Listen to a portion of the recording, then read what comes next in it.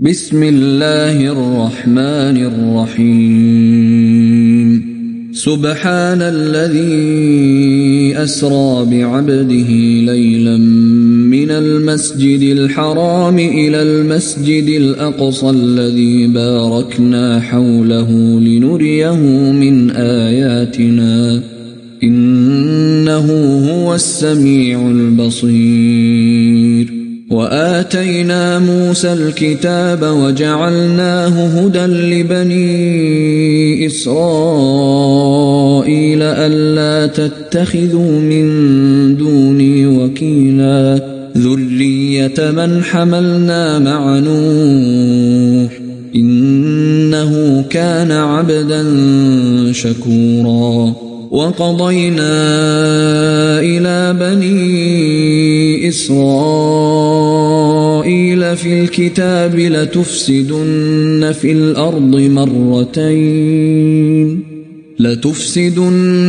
الأرض مرتين ولتعلن علوا كبيرا. فإذا جاء وعد أولاهما بعثنا عليكم عبادا لنا أولي بأس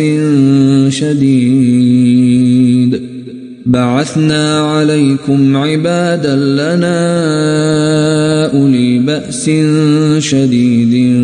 فجاسوا خلال الديار وكان وعدا مفعولا. ثم رددنا لكم الكرة عليهم وأمددناكم بأموال وبنين وجعلناكم أكثر نفيرا. إن أحسنتم أحسنتم لأنفسكم وإن أسأتم فلها. فإذا جاء وعد الآخرة ليسوءوا وجوهكم وليدخلوا المسجد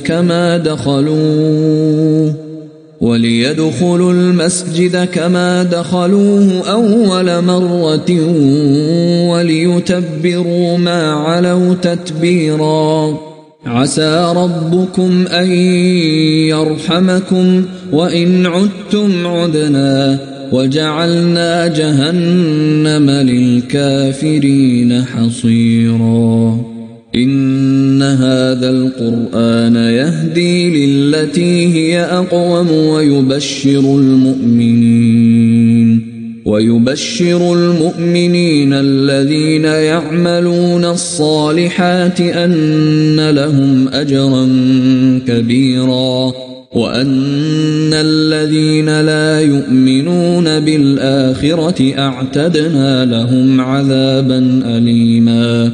ويدعو الإنسان بالشر دعاءه بالخير وكان الإنسان عجولا. وجعلنا الليل والنهار آيتين فمحونا آية الليل وجعلنا آية النهار مبصرة لتبتغوا فضلا من ربكم ولتعلموا عدد السنين والحساب وكل شيء فصلناه تفصيلا. وكل إنسان ألزمناه طائره في عنقه ونخرج له يوم القيامة كتابا يلقاه منشورا. اقرأ كتابك كفى بنفسك اليوم عليك حسيبا. من اهتدى فإنما يهتدي لنفسه ومن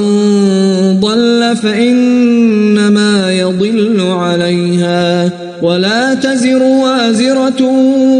وزر أخرى وما كنا معذبين حتى نبعث رسولا. وإذا أردنا أن نهلك قرية أمرنا متر فيها ففسقوا فيها ففسقوا فيها فحق عليها القول فدمرناها تدميرا وكم أهلكنا من القرون من بعد نوح وكفى بربك بذنوب عباده خبيرا بصيرا من كان يريد العاجلة عجلنا له فيها ما نشاء لمن نريد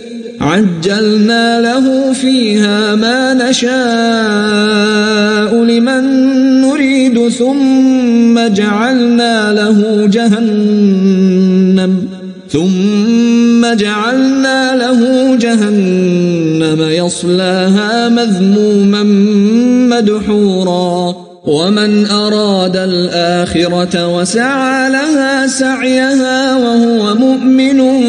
فأولئك كان سعيهم مشكورا كلا نمد هؤلاء وهؤلاء من عطاء ربك وما كان عطاء ربك محظورا انظر كيف فضلنا بعضهم على بعض وللآخرة أكبر درجات وأكبر تفضيلا لا تجعل مع الله إلها آخر فتقعد مذموما مخذولا وقضى ربك ألا تعبدوا إلا إياه وبالوالدين إحسانا إما يبلغن عندك الكبر أحدهما أو كلاهما فلا تقل لهما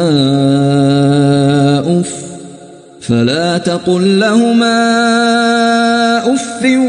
ولا تنهرهما وقل لهما قولا كريما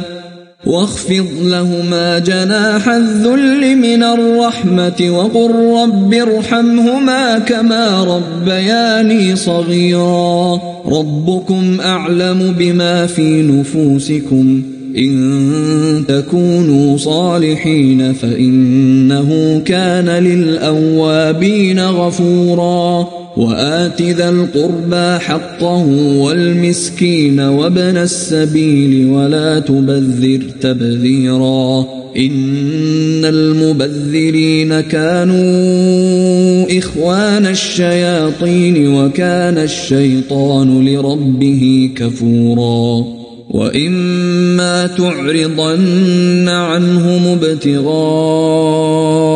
رحمة من ربك ترجوها فقل لهم قولا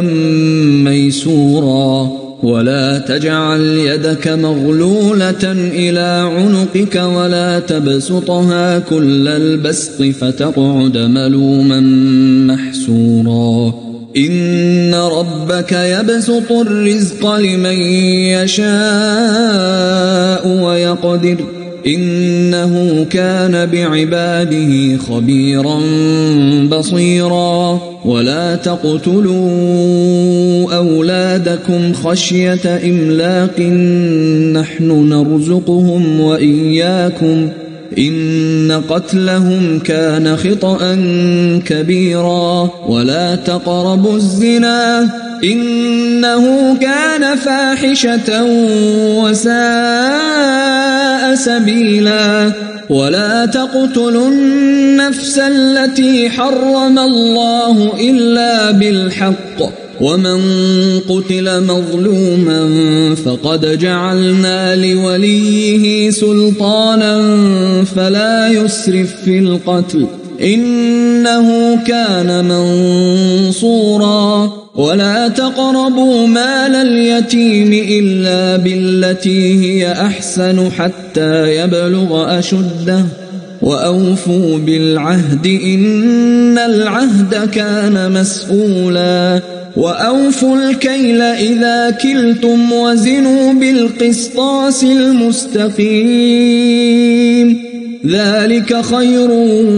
وأحسن تأويلا ولا تقف ما ليس لك به علم إن السمع والبصر والفؤاد كل أولئك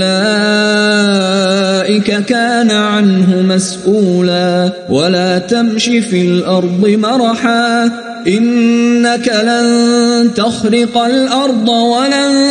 تبلغ الجبال طولا كل ذلك كان سيئه عند ربك مكروها ذلك مما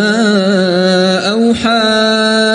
إليك ربك من الحكمة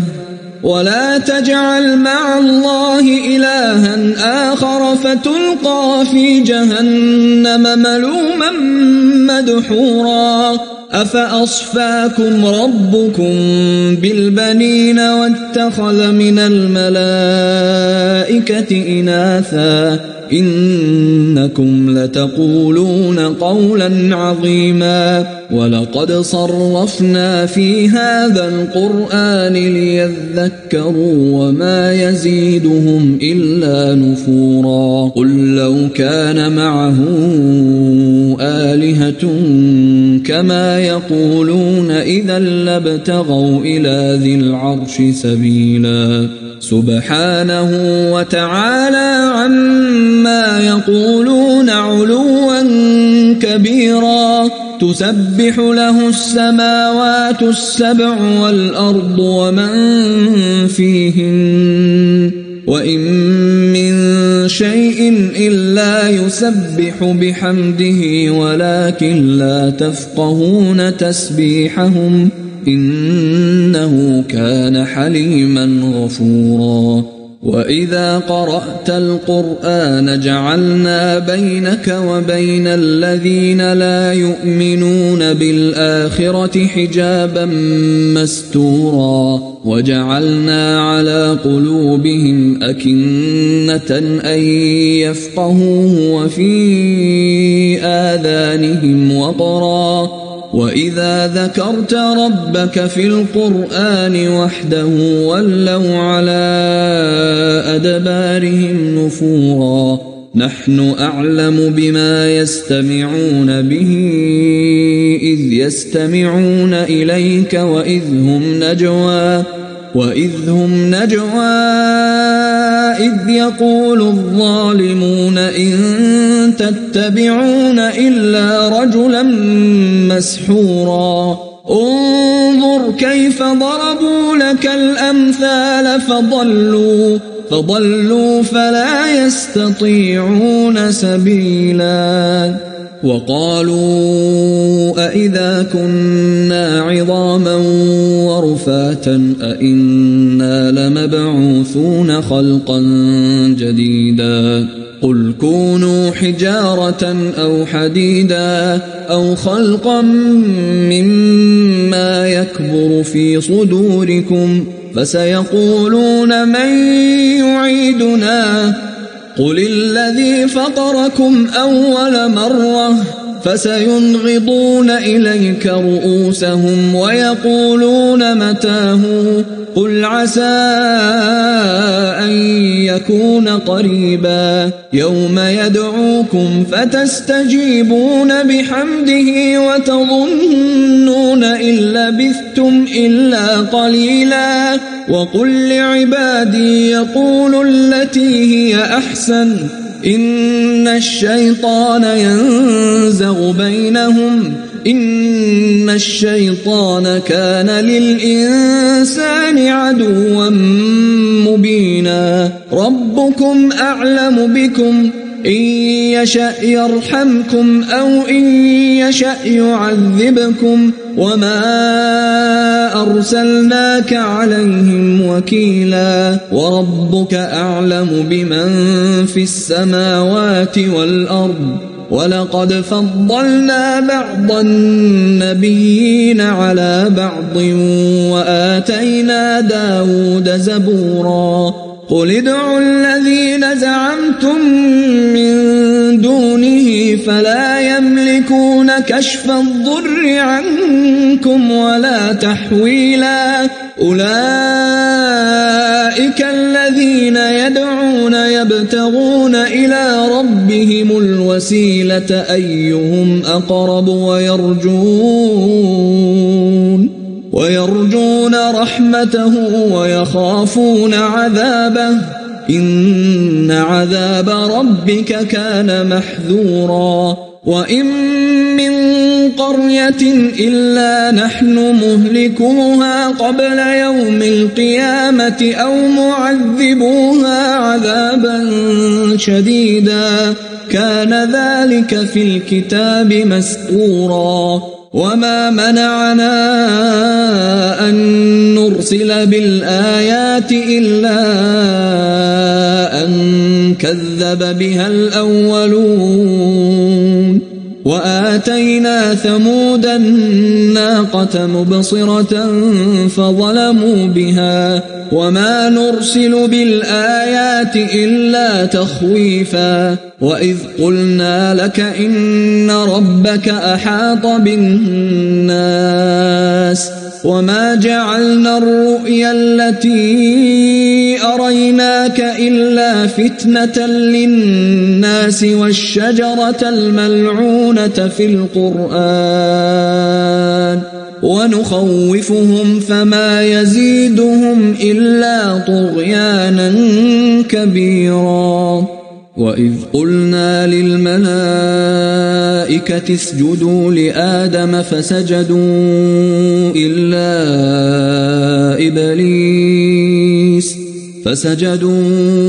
إلا إبليس قال أأسجد لمن خلقت طينا قال أرأيتك هذا الذي كرمت علي لئن أخرتني إلى يوم القيامة لأحتنكن ذريته إلا قليلا قال اذهب فمن تبعك منهم فإن جهنم جزاؤكم جزاء موفورا واستفزز من استطعت منهم بصوتك وأجلب عليهم بخيلك ورجلك وشاركهم في الأموال والأولاد وعدهم وما يعدهم الشيطان إلا غرورا إن عبادي ليس لك عليهم سلطان وكفى بربك وكيلا ربكم الذي يزجي لكم الفلك في البحر لتبتغوا من فضله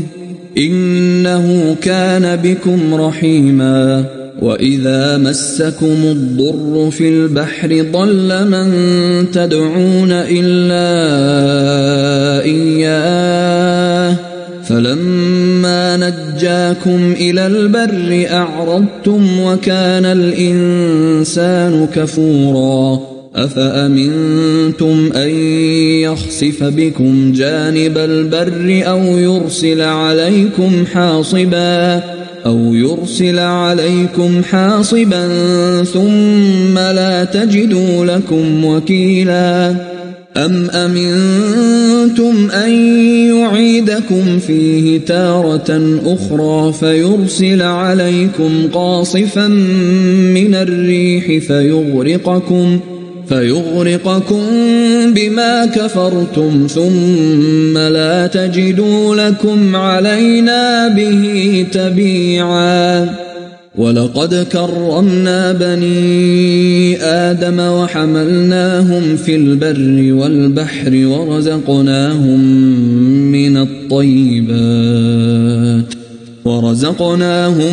من الطيبات وفضلناهم على كثير ممن خلقنا تفضيلا يوم ندعو كل أناس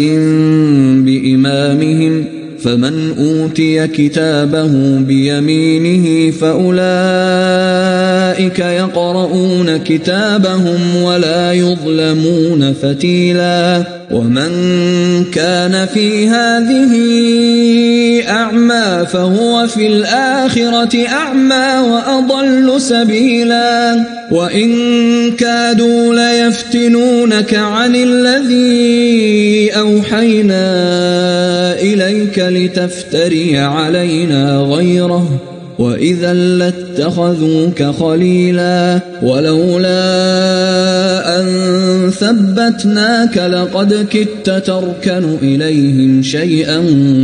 قليلا إذا لأذقناك ضعف الحياة وضعف الممات ثم لا تجد لك علينا نصيرا وإن كادوا ليستفزونك من الأرض ليخرجوك منها وإذا لا يلبثون خلافك إلا قليلا سنة من قد أرسلنا قبلك من رسلنا ولا تجد لسنتنا تحويلا أقم الصلاة لدلوك الشمس إلى غسق الليل وقرآن الفجر إن قرآن الفجر كان مشهودا ومن الليل فتهجد به نافلة لك عسى أن يبعثك ربك مقاما محمودا وقل رب أدخلني مدخل صدق وأخرجني مخرج صدق واجعل لي من لدنك سلطانا نصيرا وقل جاء الحق وزهق الباطل إن الباطل كان زهوقا وننزل من القرآن ما هو شفاء ورحمة للمؤمنين ولا يزيد الظالمين إلا خسارا وإذا أنعمنا على الإنسان أعرض ونأى بجانبه وإذا مسه الشر كان يئوسا قل كل يعمل على شاكلته فربكم أعلم بمن هو أهدى سبيلا ويسألونك عن الروح قل الروح من أمر ربي وما أوتيتم من العلم إلا قليلا ولئن شئنا لنذهبن بالذي أوحينا إليك ثم لا تجد لك به علينا وكيلا إلا رحمة من ربك إن فضله كان عليك كبيرا قل لئن اجتمعت الإنس والجن على أن يأتوا بمثل هذا القرآن لا يأتون بمثله ولو كان بعضهم لبعض ظهيرا ولقد صرفنا للناس في هذا القرآن من كل مثل فأبى أكثر الناس إلا كفورا وقالوا لن نؤمن لك حتى تفجر لنا من الأرض ينبوعا أو تكون لك جنة من نخيل وعنب فتفجر الأنهار خلالها تفجيرا أو تسقط السماء كما زعمت علينا كسفا أو تأتي بالله والملائكة قبيلا أو يكون لك بيت من زخرف أو ترقى في السماء ولن نؤمن لرقيك حتى تنزل علينا كتابا نقرأه قل سبحان ربي هل كنت إلا بشرا رسولا وما منع الناس أن يؤمنوا إذ جاءهم الهدى إلا أن قالوا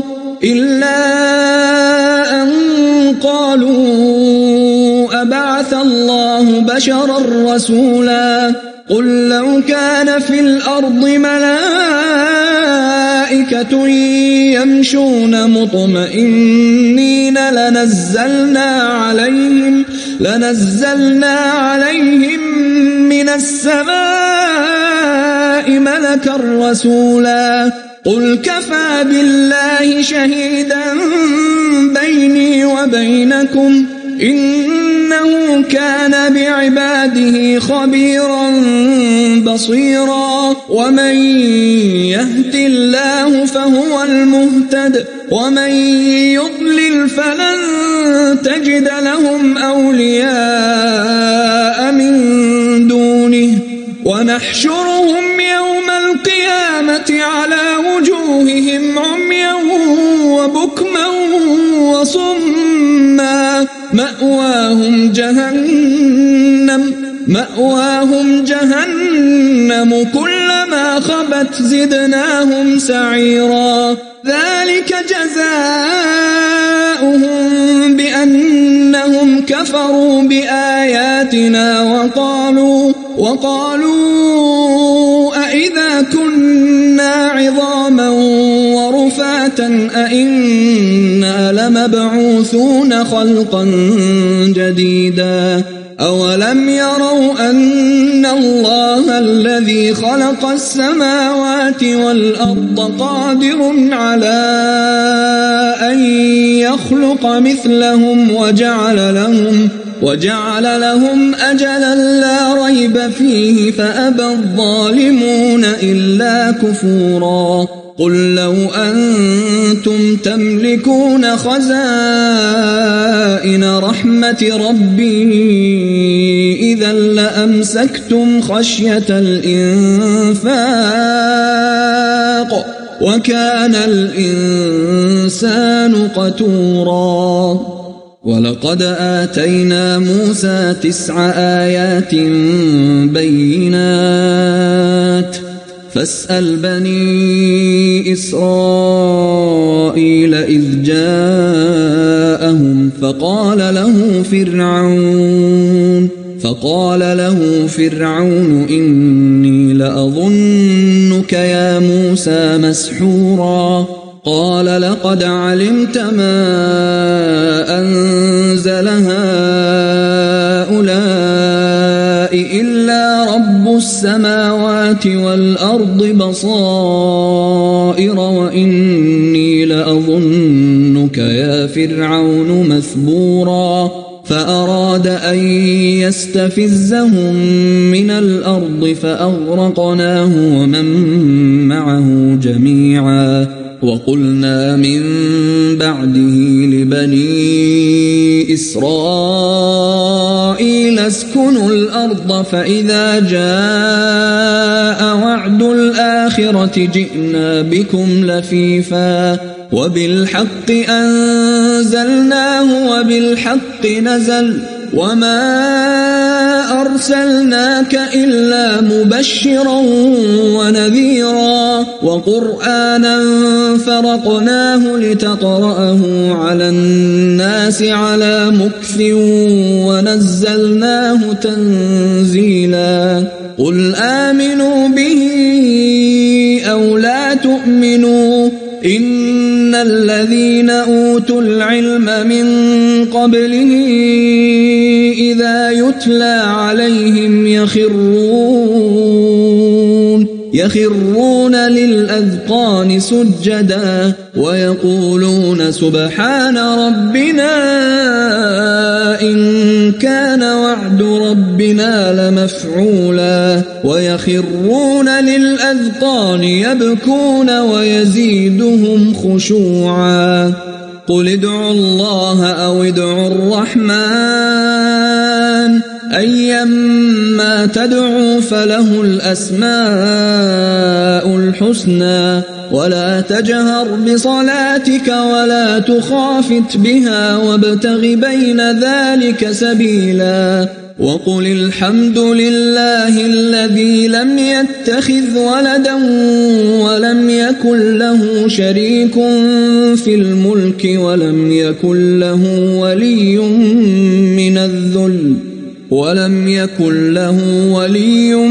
من الذل وكبره تكبيرا.